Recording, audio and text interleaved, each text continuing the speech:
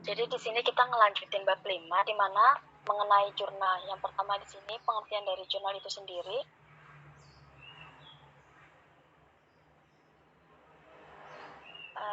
Nah, pengertian dari jurnal umum itu sendiri mungkin sudah kalian mengetahui, di mana di sini dia mengenai aktivitas ringkasan atau pencatatan transaksi di dalam suatu perusahaan yang berdasarkan dokumen dasar secara kronologis, beserta menjelaskan yang diperlukan di dalam buku harian.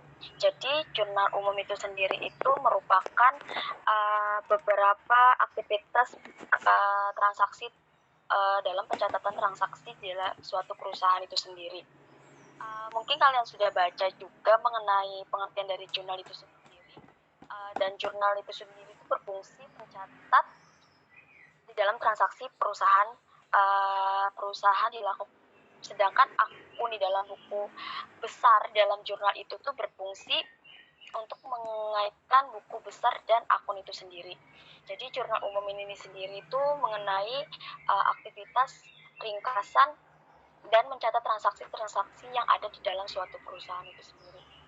Nah, di dalam jurnal umum itu sendiri pun juga memiliki tahapan dalam pembuatan jurnal umum. Yang pertama itu adalah mengidentifikasi transaksi keuangan sesuai dengan bukti-bukti transaksi keuangan di dalam suatu perusahaan. Terus yang kedua itu kita terlebih dahulu itu mengenal akun-akun yang berpengaruh dalam transaksi yang terjadi di dalam menggolongkan harta, kewajiban, dan modal.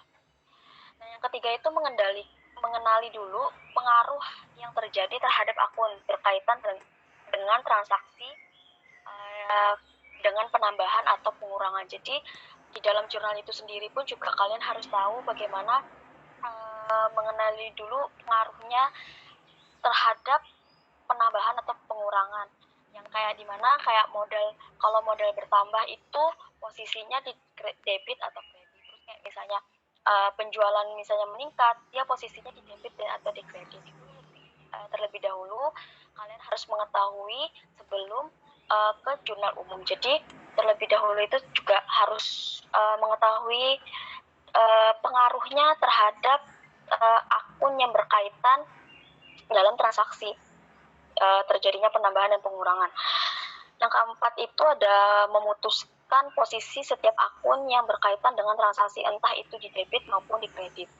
Nah, yang kelima itu ada mencatat akun yang saldonya, mencatat akun atau saldo di dalam jurnal umum yang setiap transaksi keuangannya itu terjadi sesuai dengan bukti transaksi itu sendiri.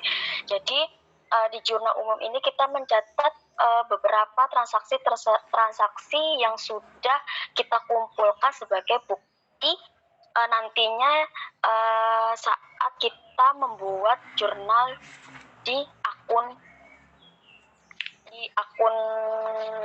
di buku akun. Jadi kalian harus juga mencatat dulu akun dan saldonya sehingga nantinya memudahkan untuk menjadi bukti transaksi-transaksi itu sendiri. Nah, di sini juga jurnal itu juga punya pedoman, yang dimana pedoman jurnal itu sendiri mungkin bisa kalian lihat di halaman 72 mengenai pedoman jurnal atau mencatat transaksi perusahaan, yang dimana di dalam pencatatan jurnal itu di dalam buku jurnal berpedoman pada transaksi di dalam buku besar atau akun-akun perusahaan itu sendiri. Nah, berarti dalam penjurnalan itu atau pedoman itu digunakan sama dengan pedoman yang digunakan dalam pengisian rekening atau di dalam buku besar. Pedoman jurnal itu sendiri pun ini yang saya maksud tadi, kalian harus tahu dulu mengenai pedoman penjurnalan sehingga memudahkan kalian untuk masuk ke penulisan jurnal. Di mana pedoman jurnal ini bisa kita lihat aktifannya itu jika bertambah itu di debit dan malah kalau bisanya berkurang di kredit. Nah, bisa dilihat lagi malah sebaliknya di modal. Modal di situ malah jika dia bertambah malah menambahnya itu di kredit, bukan di debit. Nah, kenapa? Mungkin kalian juga bertanya, kenapa malah modal itu bertambahnya itu di posisinya di debit bukan di kredit. Posisinya itu bertambahnya itu di kredit bukan di debit. Mungkin karena modal itu sendiri itu merupakan kewajiban atau hutang yang harus dibayar oleh perusahaan kepada pemilik perusahaan. Jadi modal pun juga saling berkaitan antara dengan akun satu dengan akunnya di dalam. Dan di pedoman menjurnal ini pun juga kalian harus tahu dengan arti saldo norma akun, di mana saldo norma akun ini berkaitan dengan adanya pedoman menjurnal ini sendiri. Nah, bisa dilihat juga mengenai beban. Beban di situ malah dia jika bertambah dia malah di debit dan bebannya berkurang malah di kredit. Itu kebalikan dari modal itu sendiri. Kenapa? Karena beban itu justru bertambah di debit, padahal biaya itu akan mengurangi kas. Padahal beban itu akan mengurangi kas itu sendiri. Nah, lagi di mana kita dapat kita lihat juga kita lihat juga dengan ketetapan saldo normalnya itu sendiri, di mana saldo normalnya namanya beban akan mengurangi pendapatan, sedangkan pendapatan itu sendiri dia berkurangnya itu malah di sebelah debit. Dilihat dari penjualan, itu kan penjualan sama dengan pendapatan. Jadi bisa dilihat kenapa beban itu malah bertambahnya itu di debit, karena kita harus tahu dulu mengenai saldo normalnya berapa. Saldo normalnya itu sendiri mungkin bisa kalian tahu, bisa tahu juga mengenai saldo norma akun.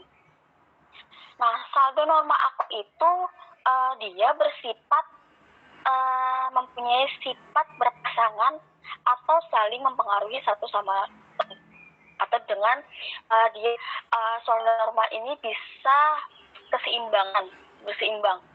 Jadi pengertian dari saldo norma itu sendiri dia kalkulasinya itu terhadap suatu akun yang merupakan salah satu dari prinsip perusahaan itu sendiri, yang dimana akunnya ini saling berpasangan. Jadi nantinya di jurnal itu dia antara debit dan kredit itu hasilnya akan seimbang. Jadi beban itu sendiri itu kenapa di debit, dia dilihat lagi dengan saldo normalnya, ya dimana itu akan mengurangi pendapatan, sedangkan pendapatan pun segitu berkurangnya itu debit. Mungkin bisa dan baca lagi mengenai pedoman penjualan itu. Nah, sama halnya dengan penjualan atau pendapatan. Nah, pendapatannya itu dia malah tambahnya itu di sebelah kiri, di sebelah kredit bertambahnya, dan kurangnya itu di sebelah debit. Nah, pada pendapatan itu justru akan bernilai positif bagi perusahaan itu sendiri. Nah, kembali lagi kita kepada saldo normalnya, di mana saldo normal itu jika pendapatan itu bertambah, tentunya akan berpengaruh pada penambahan modal di dalam satu perusahaan. Sama hal juga dengan dividen itu, malah dia jika dia mengeluarkan uang untuk pemilik usaha, malah bertambahnya itu di debit bukan di kredit, karena di debit kembali lagi dengan saldo notis itu berkaitan antara pedoman itu sendiri. Jadi sebelum kalian pedoman juga harus tahu mengenai saldo normal itu seperti apa, biar mengetahui pedoman mengenai pedoman jurnal itu sendiri. Jadi yang paling penting dalam jurnal itu kalian harus mengetahui dulu bagaimana antara pedoman jurnal aktiva itu kalau misalnya bertambah dia posisinya di debit atau kredit, itu harus terlebih dahulu dan diketahui biar nantinya memudahkan kalian menaruh jika ada soal menaruhnya itu kayak hutang ini terus ditaruhnya tuh di debit atau di kredit seperti itu.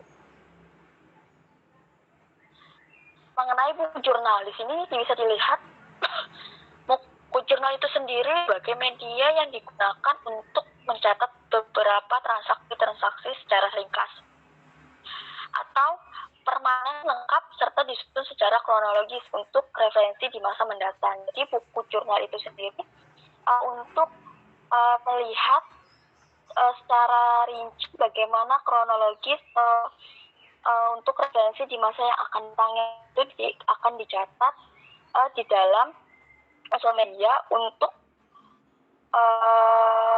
sebagai referensi di masa yang akan datang. Jadi judul buku jurnal itu sendiri sebagai media yang digunakan dalam mencatat transaksi dalam satu perusahaan itu sendiri.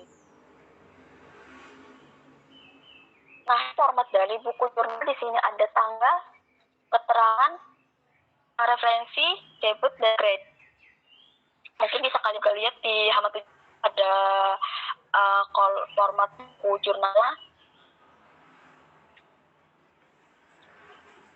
Nah, sedangkan fungsi dari jurnal itu sendiri dia ada beberapa fungsi. Yang pertama itu ada fungsi historis, di mana jurnal ini merupakan suatu kegiatan untuk mencatat keseluruhan transaksi keuangan yang berurutan saat tanggal atau kejadian. Jadi historis ini dia mencatat transaksi dengan berurutan sesuai dengan kejadian transaksi keuangan itu sendiri. Sedangkan fungsi pencatatan itu sendiri dia untuk melengkapkan terperinci. Jadi fungsi mencatat itu catatan yang lengkap terperinci.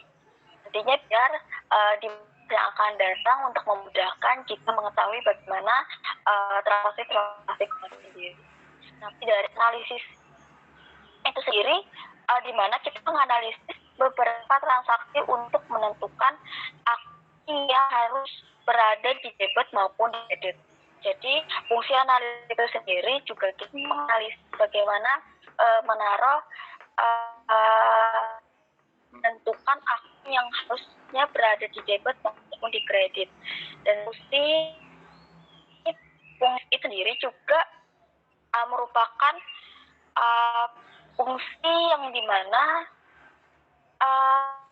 merupakan atau memposting di dalam buku besar, baik di debit maupun di kredit sesuai dengan aksi dalamnya. Jadi fungsi instruktif ini juga kita memposting ke buku itu baik di debit maupun di kredit itu dilihat lagi cara kita menganalisis sesuai apa dalam kita menganalisis di dalam jurnal itu sendiri posisi di debit atau kredit. Misalnya jika kasnya bertambah itu posisinya itu ada di debit atau kredit. Itu tergantung, kita bisa dilihat dari soal bagaimana analisis transaksi di dalam akun yang harusnya berada di debit maupun di kredit itu sendiri.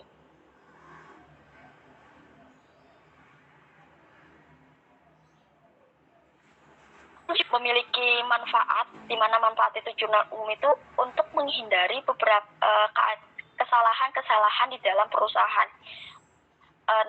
Kan nantinya pasti biar nantinya kalau misalnya ada kesalahan-kesalahan dalam pencatatan itu, jurnal umum itu bisa nantinya bisa membantu ke depannya, di mana dengan adanya jurnal umum itu dapat kita menulis transaksi-transaksi yang sudah ada ke dalam jurnal itu sendiri.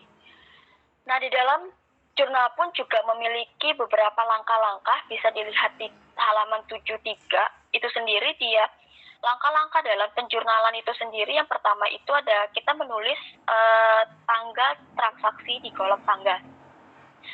Nah, yang kedua itu kita harus tahu dulu akun-akun yang akan berada di debit maupun di kredit. Nah, sedangkan itu nama akun akan di debit atau di kolom di kolom nama akun atau di keterangan itu kita tulis juga nama akunnya apa, terus posisinya itu seperti apa. Kalau misalnya mungkin kalau misalnya kalau kas itu biasanya masuk di debit, terus modal saham itu masuknya di kredit, itu posisinya itu seperti apa. Mungkin biar kita tahu juga cara penulisan di dalam jurnal itu seperti apa. Terus yang keempat itu ada nama akun yang akan dikredit di kolom juga. Jadi keterangannya itu ada dua, yang masuk di debit apa, masuk di kredit itu apa. Terus juga di nomor 5 itu ada menuliskan nilai rupiah di samping sebelah kanan debit maupun di kredit.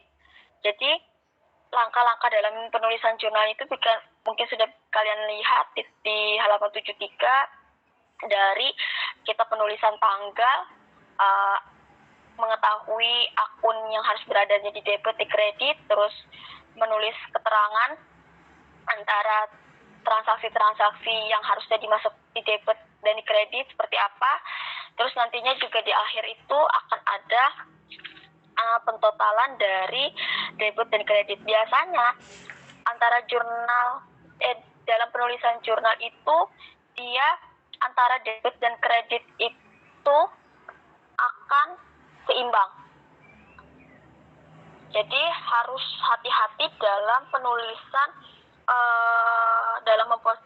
dalam penulisan ke buku jurnal, karena nanti kalau misalnya kita keliru dalam penulisan, misalnya beban itu masuk kemana, terus kas itu masuk kemana, itu takutnya nanti ada kekeliruan di dalam total akhir, karena jurnal itu sendiri totalnya akan seimbang dari antara kredit maupun di debit.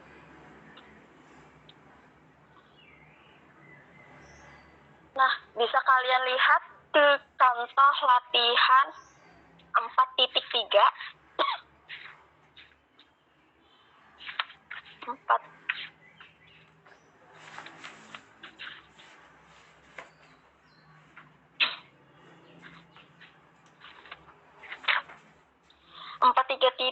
4.3 di halaman 64.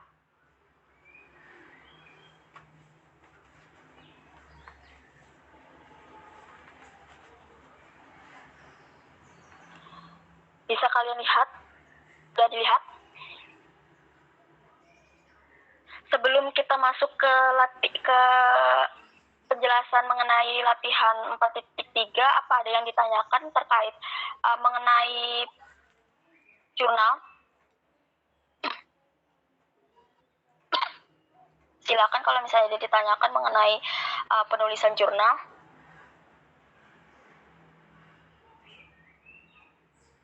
Terus juga kemarin itu saya sempat menjelaskan mengenai akun dan manfaat. Itu mohon maaf terlebih dahulu, akun dan manfaat itu benar, di samping modal itu adalah akun laba ditahan, bukan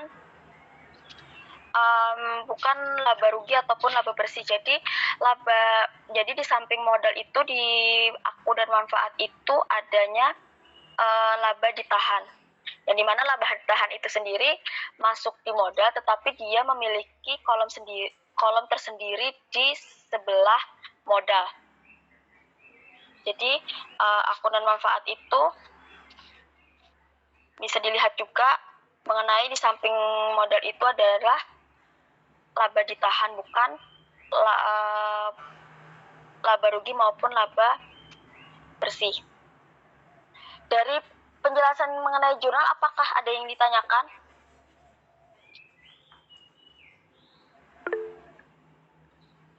Kak, mau nanya, Kak? Iya, silakan. Dari saldo normal itu ada batasannya gitu, Kak? Maksudnya nanti kan semisal kasnya 20.000, apa yang saldo normalnya itu di antara 10 sampai 30 atau gimana, Kak? Maksudnya tuh? Enggak. Saldo normal itu tidak ada antaranya. Jadi nantinya itu mungkin dilihat lagi mengenai saldo normal itu tidak ada antaranya berapa itu nggak ada. Karena mungkin kita lihat juga di mana ya? Bentar. Yang saya tahu saldo normal itu tidak ada antaranya. Yang penting itu nantinya itu kalian harus tahu mengenai pemahaman antara pemasukan antara pedoman yang itu aset kalau misalnya bertambah dia kemana, terus kewajiban kalau misalnya bertambah di debit atau kredit. Jadi saldo normal itu sendiri tidak ada minimal atau kayak minimal berapa itu nggak ada kalau saldo normal. Mungkin bisa kalian lihat lagi juga, mungkin bisa kalian pelajari lagi mengenai lebih lanjut mengenai saldo normal itu seperti apa. Itu. Iya Kak, terima kasih. Apa ada ingin ditanyakan lagi?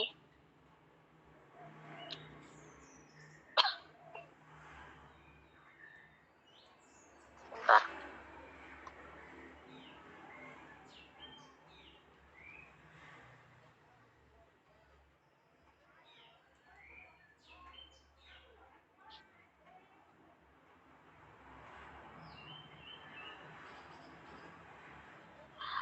Selanjutnya di sini mengenai contoh soal yang di halaman 4.3. Di sini berkaitan antara akun dan manfaat juga mengenai buku besar, postingan di dalam buku besar, terus juga beberapa contoh yang masuk ke laporan keuangan, terus juga dalam pencatatan penjurnalan.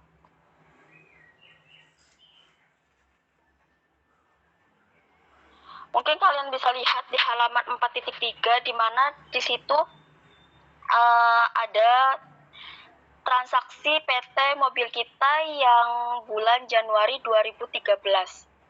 Yang dimana pada tanggal 2 itu dia membeli perlengkapan kantor seharga 17.200.000 secara tunai. Terus juga di tanggal 3 itu dia menerima jasa penyewaan kendaraan itu dari PT Alam Permai senilai 37 juta dan sebesar 17 juta itu sudah dibayar tunai dan sisanya itu akan dilunasi pada waktu 10 hari nanti. Dan di tanggal 6 itu juga dia menerima jasa penyewaan bus dari PT ABC senilai 34 juta yang dibayarnya itu secara tunai. Terus di tanggal 10 itu menerima pelunasan piutang pada PT Sumber Mas sebesar 19 juta. Di tanggal 13 itu juga dia membayar utang usaha ke toko formula sebesar 21 juta. Jadi di tanggal 14 itu juga dia menerima pelunasan piutang pada PT Alam Permai itu transaksinya itu di tanggal 3. Jadi dia membayar lunas hutang ke PT mobil kita itu dari sisa transaksi di bulan 3. Mungkin bisa dilihat dari postingan ke akun besar, di mana yang pertama itu ada akun kas. Mungkin bisa kalian lihat di akun kas di sini, saldo awal bisa dilihat dari kolom dari penyajian daftar saldo di situ. Kasnya itu ada berada di debit.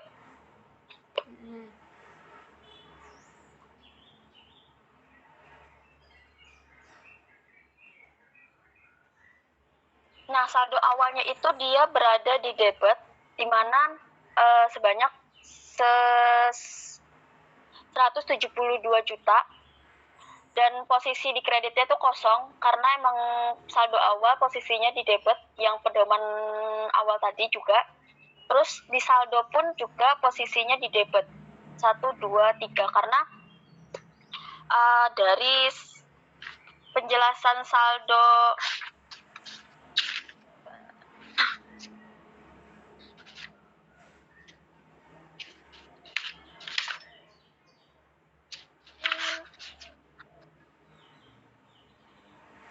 dari penjelasan kelompokan akun itu sendiri kan, kalau misalnya aset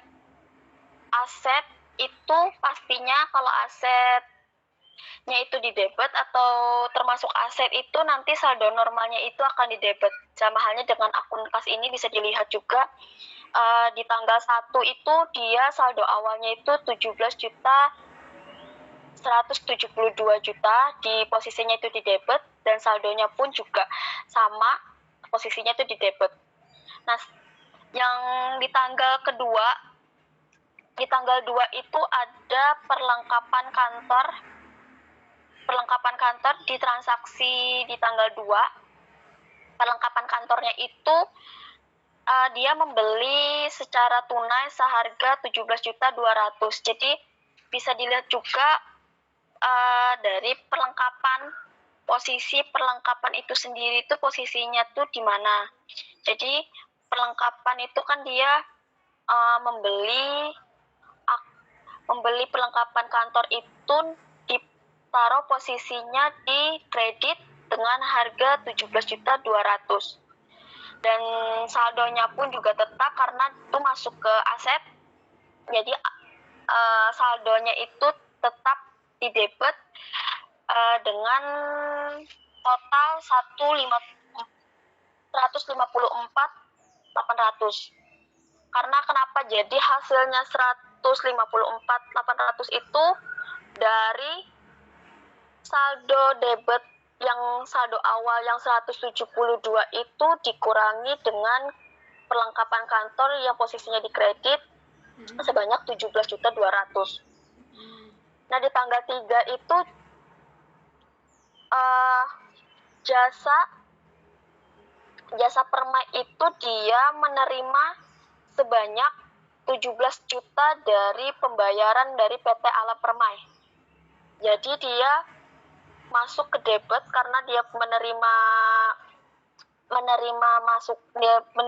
kas pada pembayaran penyewaan kendaraan. Masuk ke debit dengan 17 juta. Jadi saldonya pun juga di debit dengan total 171.800 juta dengan kenapa hasilnya 171 itu dari penambahan saldo 154 ditambah dengan 17 juta itu sendiri dan hasilnya itu dapat 171.800.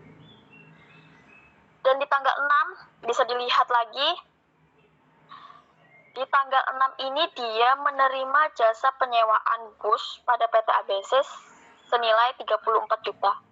Jadi PT ABC ini membayar tunai atas penyewaan bus. Jadi dia dari akun kas PT mobil kita ini juga kasnya bertambah sebanyak 34 juta, posisinya di debit. Jadi saldonya pun juga bertambah sebanyak 205.800 juta. Dan di tanggal 14, kalau 13 dia tidak masuk kas karena itu masuk di utang usaha. Jadi di tanggal 14 PT mobil kita menerima lagi pelunasan piutang pada transaksi di bulan 3.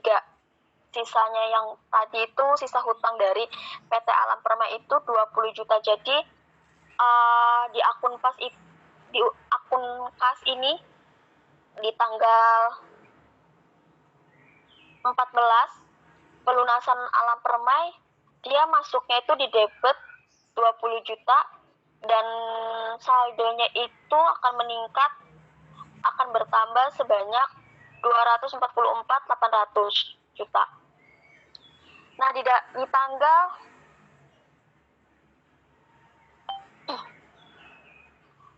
tanggal 15 itu pembayaran bensin, solar, dan oli itu akan mengurangi kas. Jadi posisinya itu di kredit dan saldonya pun juga akan berkurang sebanyak 21 juta. Jadi totalnya 223.800 juta. Karena kenapa posisinya di debit? Karena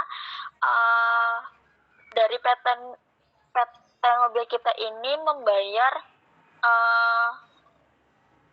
biaya bensin dan solar, otomatis kasnya itu akan berkurang. dan posisinya pun di kredit.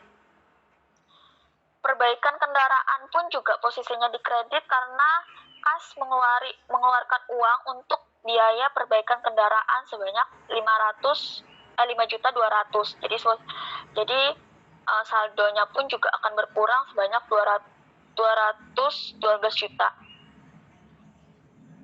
Di tanggal 19 pun juga PT mobil kita membayar beban seperti gaji, seperti listrik, air, dan telepon itu sebanyak 4.500.000. Jadi posisinya pun juga ada di debit karena pengurangan dari hasil 212 itu dikurangi dengan pembayaran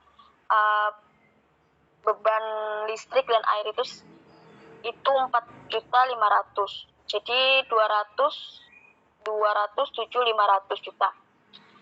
Sama halnya juga di tanggal 21 dan 22/28/29 itu kas mengeluarkan uang untuk biaya peralatan kantor, dividen, membayar kepada pemilik saham, terus juga membayar gaji karyawan, terus juga membayar bunga di bank. Jadi total saldo akhir kas itu sebanyak 161.200 juta. Jadi akun kas saldo akhirnya itu ada 161.200 juta. Ini dari akun kas. Kalau akun piutangnya di sini bisa dilihat akun piutang kalau dari saldo daftar saldo itu piutangnya di sini posisinya di debit di angka 26 juta. Jadi saldonya pun juga 26 juta. Nah, sedangkan keterangan di dalam transaksi PT Alam bisa dilihat di tanggal 3 PT Alam. PT Alam ini membayar piutang ini di mana PT Alam ini masih mempunyai utang PT mobil kita sebanyak 20 juta.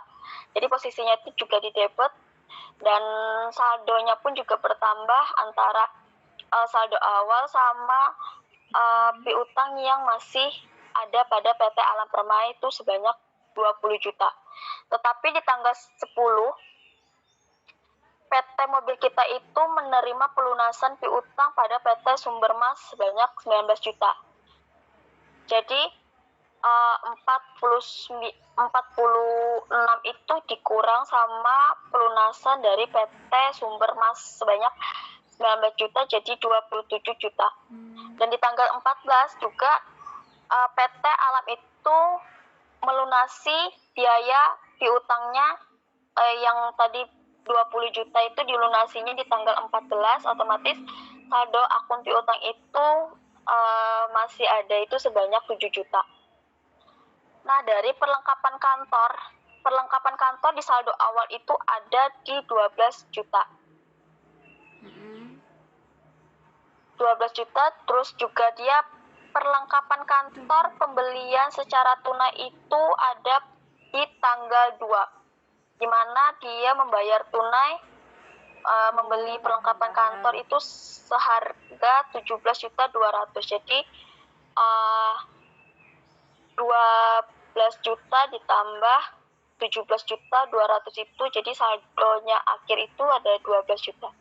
Dari kas akun piutang sama perlengkapan kantor apa ada yang ditanyakan?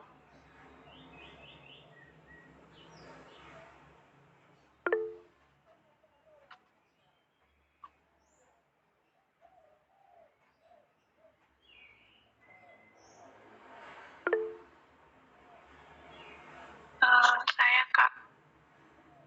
Iya, silakan Almira. Kan tadi di awal kita bahasnya jurnal kan ya.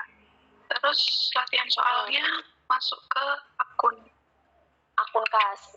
Oh itu berarti bahas akun yang ya maksudnya kemarin kan ya maksudnya kan kemarin kita kan bahasnya sekarang kita bahasnya kan jurnal, tapi latihan soalnya yang akun gitu.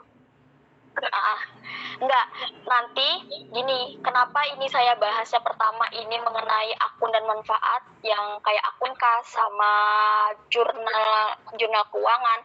Nanti di akhir itu juga di sini akan dibahas mengenai jurnal, postingan jurnal itu di sini. Oh, ya. Jadi karena kan kemarin masih belum tak jelasin mengenai contoh mengenai jurnal akun kas, jurnal keuangan. Jadi nanti biar saling berkaitan dari akun penjelasan akun kas, contoh akun kas itu seperti apa, nanti juga contohnya itu di sini mengenai contoh jurnal. Karena ini saling berkaitan juga sih dari dilihat dari contoh akun saling berkaitan. Sama halnya juga di contoh bab 5 itu ada beberapa latihannya itu juga saling berkaitan dengan akun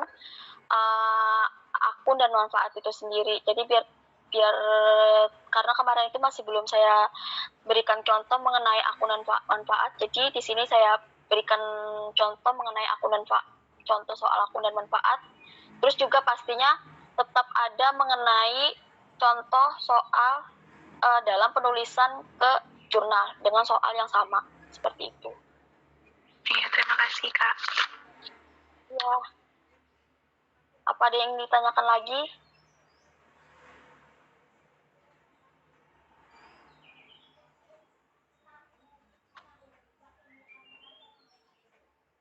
Selanjutnya mengenai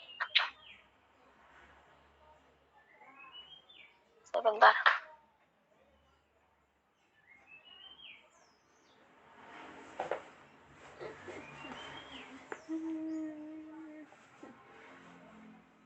Selanjutnya itu ada di sewa dibayar di muka.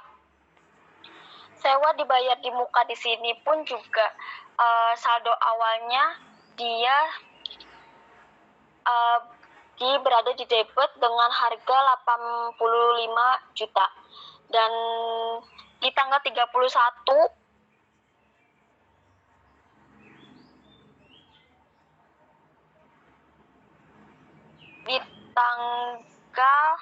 bukan 31.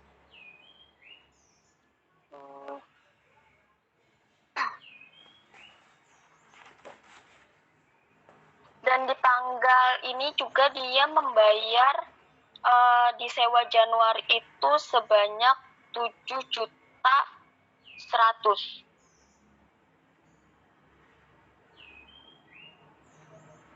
Pembayaran dari sewa awalnya itu di bulan Januari itu dia membayar 7.100.000. Jadi di debitnya itu juga akan bertambah mengenai saldo awal yang 85 juta ditambah dengan 7.100.000 itu sendiri. Sedangkan perlengkapan kantor itu dia 12 juta, terus juga di tanggal 21 dia membeli peralatan kantor itu seharga 19 juta. Jadi di debitnya itu akan bertambah saldo akhirnya itu seharga 84 juta.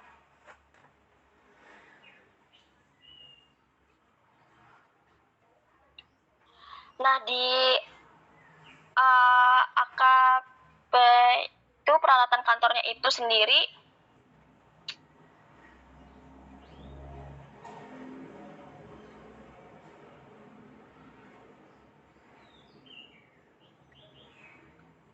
di saldo awalnya itu bisa dilihat di dalam transaksi daftar saldo itu di dalam itu sebanyak 15 juta di kredit. Jadi saldonya pun juga akan bertambah di kredit sebanyak 15 juta. Sedangkan di kendaraan itu dia berada di debit 1.600.000 dan saldonya pun sama. Akumulasi penyusutan kendaraannya itu di kredit dengan harga 300. Terus juga saldonya pun sama juga 300. Kalau utang usaha itu di saldo awal itu bisa dilihat dia mempunyai utang usaha itu di kredit sebanyak 90 juta. Tetapi di tanggal 13 itu dia membayar utang usaha itu sebanyak 21 juta, otomatis dari 90 juta itu dia berkurang 21 juta, jadinya 69 juta.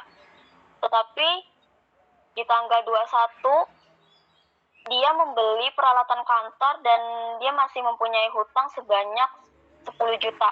Jadi utang usaha yang dimiliki PT Mobil Kita itu masih ada sebanyak 79 juta.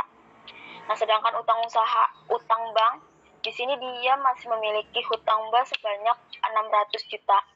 Jadi posisinya pun sama juga di kredit, terus juga saldonya itu sama juga di kredit. Sedangkan modal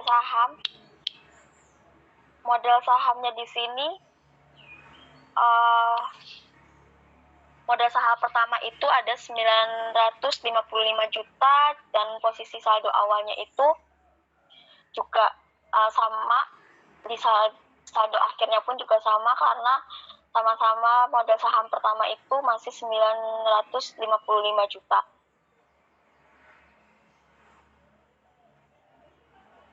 Kalau pendapatan pun juga di PT Alam Permai itu dia pertama memberikan pembayaran penyewaan kendaraan itu sebanyak 37 juta di kredit. Dan di PT ABC pun juga dia penyewaan kendaraan itu sebanyak seharga 34 juta. Dan dividen pun juga dia memberikan ke pekerja memberikan kepada beberapa pemilik saham itu sebanyak 21 juta. Dan beban utilities yang harus dibayar itu pada tanggal 19 itu dia membayar di debit dengan harga 4.500.000. Nah, sedangkan beban gaji bisa dilihat juga, beban gaji di sini gaji Januari itu dia membayar kepada pegawai itu sebanyak 6.200.000.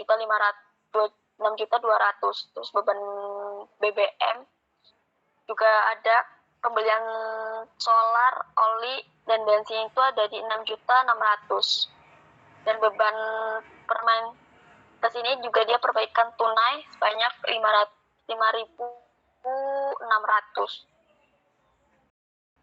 Nah, ini beban bunga sama beban kantor garansi. Nah, sedangkan neraca saldo yang dari akun lihat dari kasnya itu ada di 6 di debit dengan 161.200.000 dan piutangnya pun juga 7 juta. Terus perlengkapan kantor itu 29.200.000. Sedangkan sewa kantor itu dibayar di buka itu 77.900.000. Perlengkapan kantor itu 84 juta.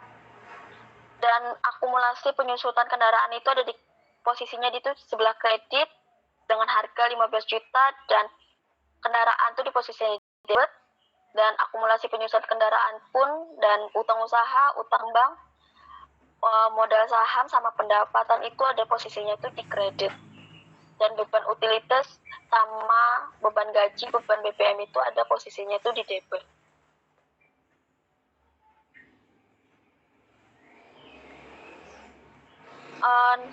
Dan beban bunga, beban sewa maupun dividen itu juga posisinya itu di debit. Jadi total dari neraca saldo itu antara debit dan kredit itu seimbang dengan 2 juta 20 juta, dan di kreditnya pun sama seimbang. Dan di laba rugi, penulisan dalam laba rugi itu sendiri, di mana pendapatannya yang pertama tadi bisa dilihat 17 juta, sedangkan beban operasi, jadi yang laba rugi ini adalah beberapa beban-beban yang masuk, beban operasi yang seperti kayak beban utilitas, beban gaji karyawan, beban BBM, terus juga beban beban maintenance sama beban bunga sama beban kantor ini juga di mana hasilnya itu ada total beban operasi itu ditambah semua beban itu mendapatkan hasil 34.700.000.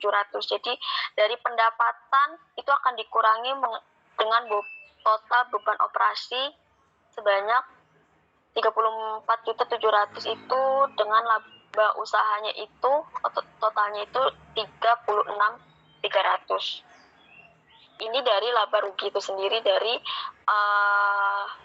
jurnal neraca saldo tadi.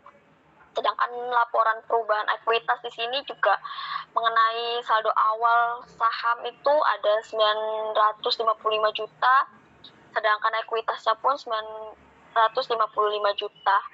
Sedangkan perubahan modal itu ada beberapa seperti laba usaha sama dividen. Bisa dilihat juga laba ditahannya itu 36.300 dan ekuitasnya pun sama dan dividen pun juga 60 juta dan ekuitasnya pun juga sama. Tapi di sini laba ditahan itu laba usaha itu akan dikurangi sama dividen. Jadi hasilnya itu 90.300 dan ekuitasnya pun juga dari laba usaha itu dikurangi sama dividen. Nah, dalam pencatatan jurnal yang sudah kita bahas tadi juga mengenai penaruhan antara debit dan kredit itu bisa dilihat dari soalnya itu sendiri di tanggal 2 menerima perlengkapan kantor seharga 17.200.000 secara tunai.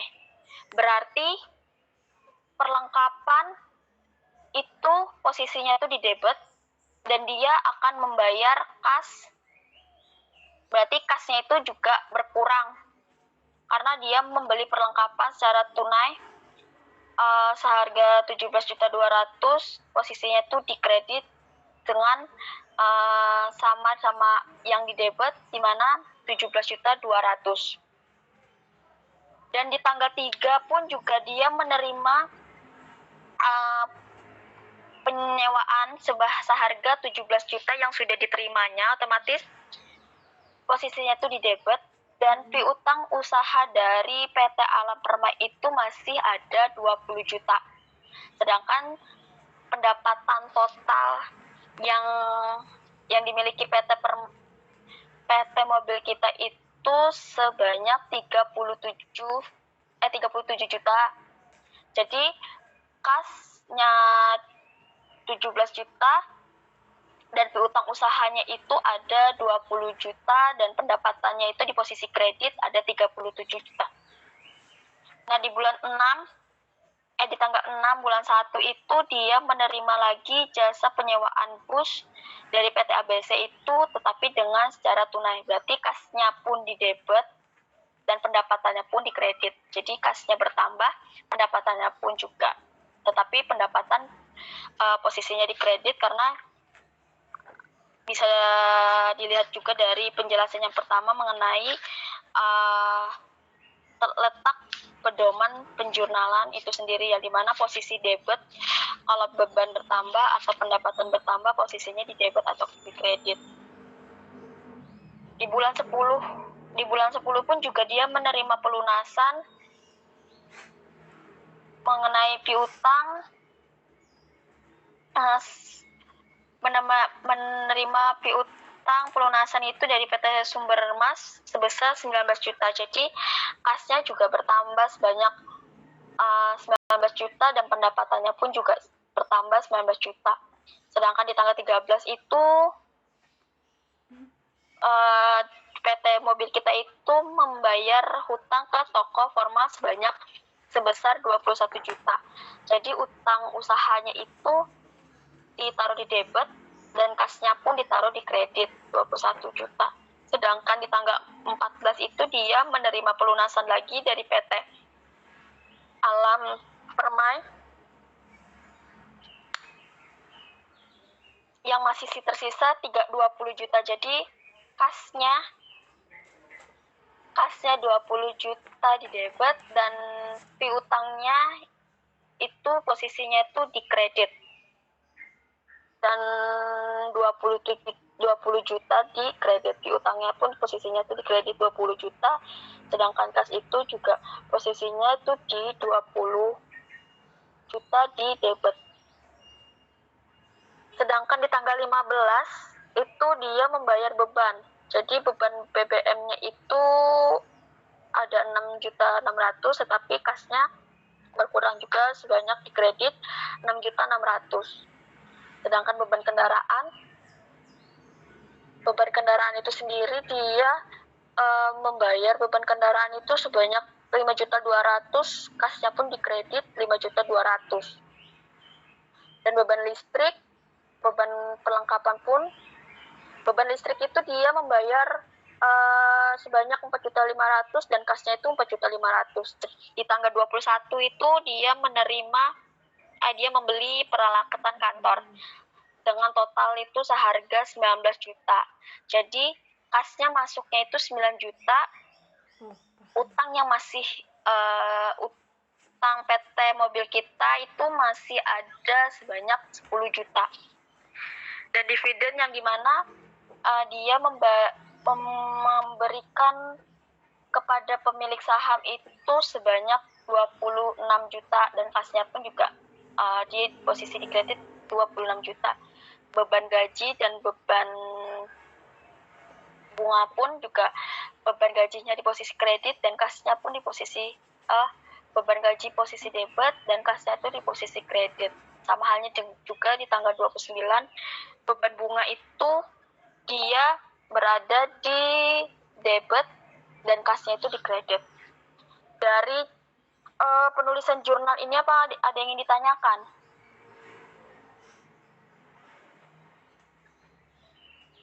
Silakan yang ingin ditanyakan. Permisi Kak, izin bertanya. Iya, silakan. Tadi itu yang transaksi tanggal 10 itu akun yang berpengaruh, akun kas sama akun pendapatan. Terus yang tanggal 14 kan transaksinya juga sama, menerima pelunasan piutang. Tapi akun yang berpengaruh kok akun apa tadi? Kas sama piutang.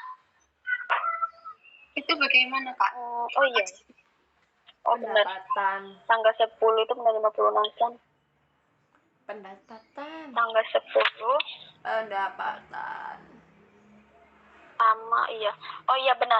Berarti bukan piutang, tetap pendapatan. Saya yang keliru.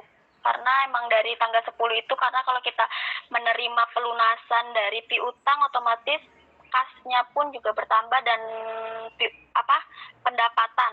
Jadi bukan piutang, malah ini pendapatan.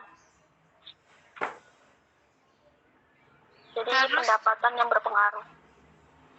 Terus kalau misal pendapatan yang tanggal 14 itu jadinya pendapatan Kak? Mana? Iya, pendapatan kas sama pendapatan sama dengan tanggal 10. Dia menerima pelunasan piutang. Terus nanti bukannya jadi double pencatatan ya Kak? Soalnya kan yang tanggal 3 itu sudah dicatat pendapatannya full 20 jutanya kan sudah dicatat di pendapatan. Kok di tanggal 14 dicatat lagi 20 jutanya sebagai pendapatan? Kalau di tanggal 3 itu pendapatannya 37 juta ya? Iya, yang tanggal 3 kan 37 juta itu pendapatannya kan sudah termasuk yang 20 juta itu yang piutang.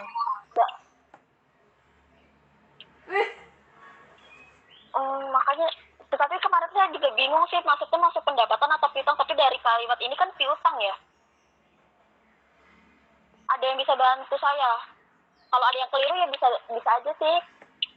Atau pendapatan atau piutang, tapi kayaknya pendapatan sih. Kalau menurut saya piutang. Soalnya Piutang ya? juga yang di buku besar kan. Oh iya sih. Berarti di tanggal berapa tadi tuh? 14. Tanggal 10 sama Di tanggal 10. Berarti kas sama piutang ya? Iya kan? Iya. Kasnya 19 jadi maaf ya.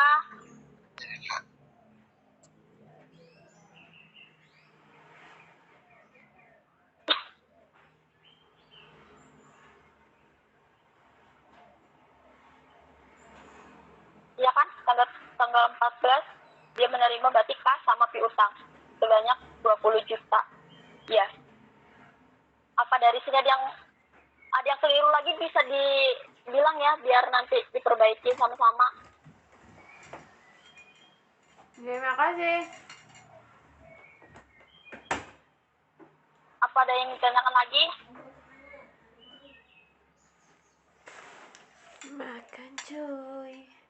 Bentar ya, saya izin sebentar.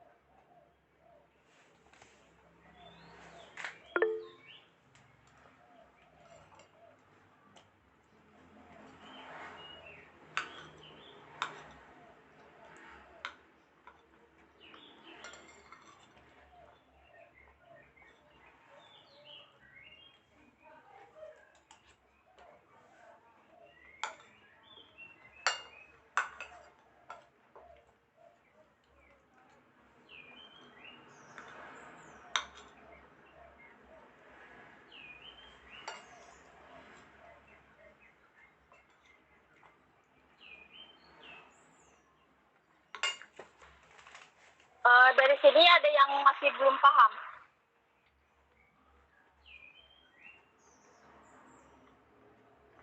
Halo?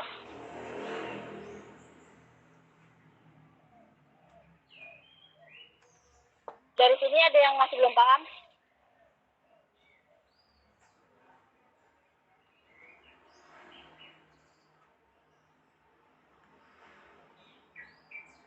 Halo? Cukup Kak, lanjut. Berarti kita langsung bahas bab ini berarti. Bab yang mengenai perusahaan jasa. Gitu ah.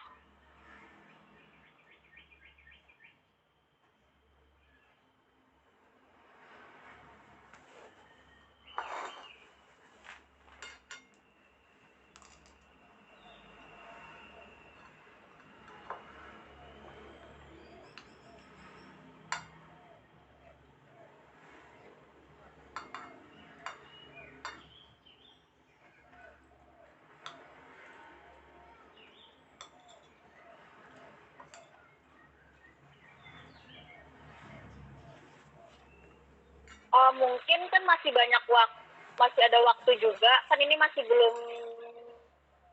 banyak waktu lah. Mungkin saya akan jelaskan sedikit mengenai siklus akuntansi perusahaan jasa ya.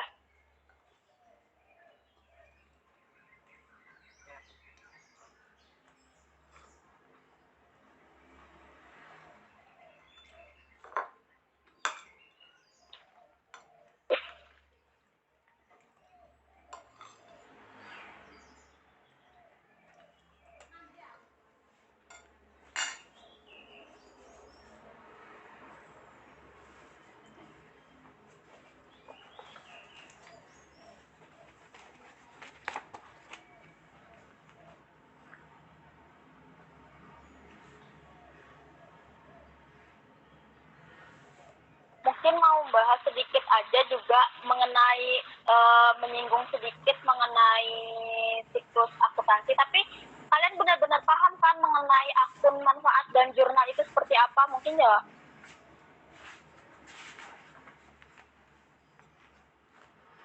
Benar-benar paham kan? Kalau emang ada yang kurang paham nanti saja chat saya pribadi kalau emang nggak mau ditanya di forum sini. Jadi Iya Kak, sama-sama. Ya nanti ditanya Gimana? chat saja. Oh iya dah. Nanti kalau misalnya ada yang kurang paham, kalau emang mau bisa chat aja saya. Jadi nanti sorry ya kalau ada nggak kedengaran karena mas di sini hujan. Jadi di sini sama-sama belajar juga. Kalau misalnya ada penjelasan saya yang kurang keliru bisa ditanggapin, bisa dikasih masukan. Jadi di sini juga kita sama-sama belajar. Kamu juga belajar, saya juga belajar. Jadi sama-sama melengkapi satu sama lain ya. Iya. Baik, kita akan mengulas sedikit mungkin mengenai siklus akuntansi perusahaan jasa, karena kalau dilihat dari pertemuan 4 sama 5 itu kayaknya di PPT itu punyanya Bumin itu membahas mengenai siklus akuntansi perusahaan jasa. Jadi kan ini udah pertemuan keempat, jadi mau bahas sedikit aja mengenai siklus akuntansi perusahaan jasa, mumpung masih ada waktunya juga, di mana bisa dilihat juga di halaman 85 itu sendiri. Nah, di 85 itu mengenai perusahaan jasa, di mana dia mempunyai pengertian itu sendiri, perusahaan yang produknya itu berupa sesuatu yang bersifat non-fisik, seperti perusahaan transportasi, biro wisata, bioskop, kantor akuntan, dan sebaliknya. Jadi perusahaan jasa itu adalah perusahaan yang berupa sesuatu yang bersifat non-fisik. Nah, bisa dilihat juga mengenai alur urutan pencatatan dalam pembahasan itu. Yang pertama itu ada dokumen jasa, terus itu ada di buku jurnal. Habis kita buku jurnal, kita memposting ke buku besar, baru kita membuat laporan keuangan. Jadi dari transaksi perusahaan jasa, dari transaksi dia mengumpulkan dokumen dasar, setelah itu baru ke buku jurnal. Setelah kita sudah ada di buku jurnal, baru kita memposting beberapa hasil transaksi itu sendiri ke buku besar. Nah, setelah selesai di buku besar, baru kita membuat laporan keuangan, yang mana ada laporan laba rugi,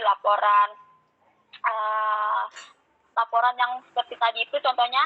Nah, kita baru ke laporan keuangan. Jadi dari buku besar baru ke laporan keuangan itu sendiri.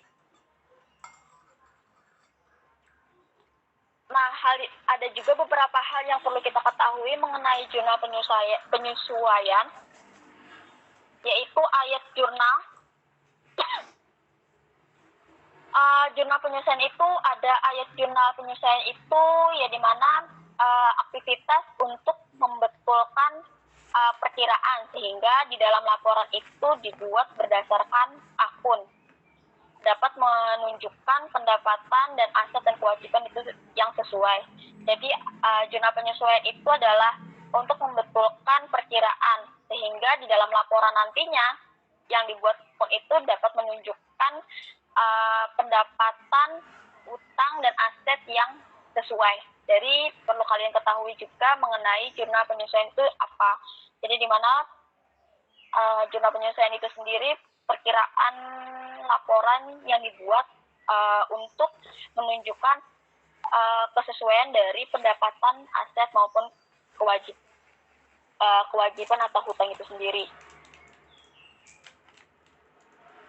Terus juga ada beberapa hal yang perlu kita ketahui mengenai jurnal penyesuaian itu, yang dimana ada beban depresiasi aktivitas tetap maupun beban pemakaian, ya, dimana pelengkapan kantor. Terus juga ada hutang gaji sama hutang bunga. Jadi beberapa yang perlu kita ketahui mengenai jurnal penyesuaian itu kayak hutang gaji, hutang bunga, sama beberapa beban pemakaian, sama beban depresiasi dan lain-lain. Juga di ini 6 beberapa contoh jurnal penyesuaian itu bisa dilihat di halaman 92. Jadi bisa dilihat juga di mana beban penyelesaian itu kayak beban depresiasi, tapi kalau di sini bisa dilihat mengenai beban penyusutan aset tetap yang disesuaikan untuk mencatat manfaat yang diperoleh, pemakaian aset tetap selama 1 periode. Jadi beberapa contoh jurnal penyesuaian itu bisa dilihat juga di halaman 92. Kalau di PPT ini mengenai beban depresiasi atau aktivitas tetap, seperti bangunan, kendaraan, peralatan, mesin, itu masuk dalam aktivitas tetap. Nah, di mana bagian ini dari harga yang diperoleh itu yang dibebankan pada satu periode di dalam akuntansi atas manfaatnya itu sendiri. Jadi beban aktivita itu dia posisinya itu di aktiva tetap itu posisi di debit, dan akumulasi depresiasi tetapnya itu ada posisinya itu di kredit. Jadi dari beban itu sendiri sama hanya juga di halaman 92 ini ada termasuk beban jurnal penyesuaian itu ada beban penyusutan, beban pemakaian perlengkapan, beban gedung sama beban asuransi. Terus juga utang gaji. Jadi beberapa beban itu sendiri termasuk dalam penyusutan penyesuaian, jurnal penyesuaian. Nah, ini beberapa contohnya beban depresiasi aktif tetap itu di debit dan akumulasi depresiasi tetapnya itu di kredit, dan beban pemakaian perlengkapan kantor sama perlengkapan kantor, terus beban gaji sama hutang gaji, dan beban bunga bank sama hutang bunga. Sedangkan di neraca lajur